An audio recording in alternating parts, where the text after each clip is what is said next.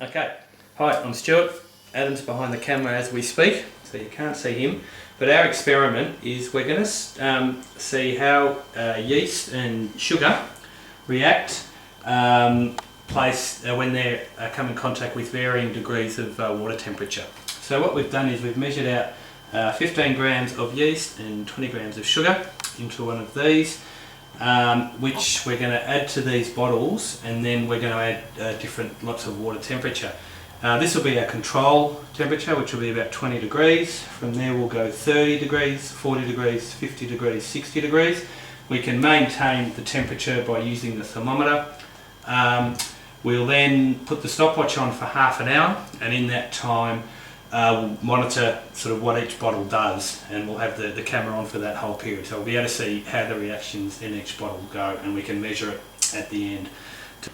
Okay, we're at the action stage of the experiment now. Just Yep. tipping in the yeast and sugar mixture into all bottles. And as you can also see, just in front of the bottles, the glasses of which we've just prepared for at the right temperature for the corresponding bottles. Where we're adding the water, 250 mils, at the corresponding temperature to each of the bottles. Now, as you can see, it's a little messy. We should have 245, 251. We'll allow 1 mil. Anyway, so what we've got is we've got all our bottles with the yeast, sugar, water combination now doing their thing, and you can see, even though we've only been going for about 30 seconds, that things are starting to happen. And what we'll do is we'll clean up the table a little bit, and we'll come back and we'll see what's going on. Okay, so as you can see by the timer, this is after a couple of minutes, and we'll just keep bringing this in and out as we need to.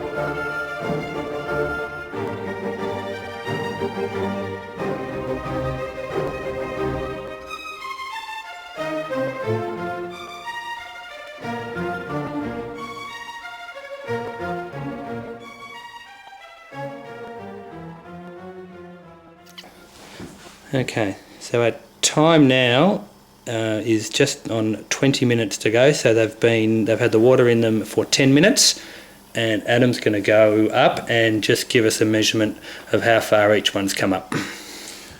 Right, with our control at room temperature, measuring the froth from the top of the water level to that of the top of the froth, we've got about 1.5 centimetres. So there is a reaction occurring there. However, the 30 degree is obviously doing a lot better, and we've got 4 centimetres. The 40 degrees way out in the front, as you can see, with 11 centimetres. The 50 degree at 6 centimetres, and the 60 degree at 3 centimetres.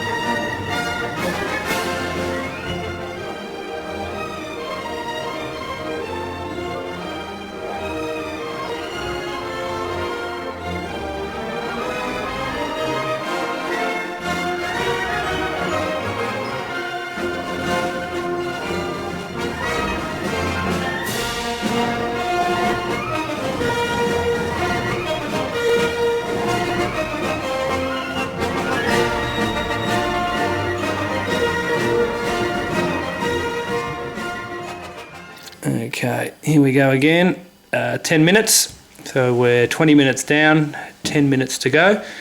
and my trusty ruler man will find his ruler and we'll get a measurement on everything. Here we go. Here he is. Good coffee break, that one. And control is now sitting still about 2.5 centimetres. The 30 degree, we're up to about 9.5 centimetres. The 40 degree, we're about 17 centimetres. The 50 degree, 11 centimetres. And the 60 degree at 9 centimetres.